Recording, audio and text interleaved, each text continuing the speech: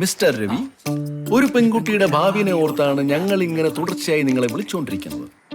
നിങ്ങൾ ഈ phone cut ചെയ്തതുകൊണ്ടൊന്നും ഞങ്ങൾക്ക് പറയാനുള്ള സത്യങ്ങൾ ഇല്ലാതാവുന്നില്ല.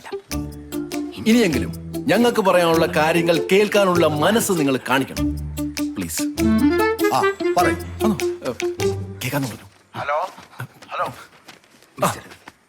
മിസ്റ്റർ രവി, ബിബീഷ് ബാലൻ എന്ന നീചനും സ്ത്രീലമ്പടനും അക്രമകാരിയും സർവോപരി മയക്കുമരുന്നിന് അടിമയുമായ ഒരു ചെറുപ്പക്കാരനെ നിങ്ങൾ മകൾക്ക് വേണ്ടി കണ്ടെത്തിയതെന്നുള്ളതാണ് നിങ്ങൾക്ക് പറ്റിയ ആദ്യത്തെ തെറ്റ്.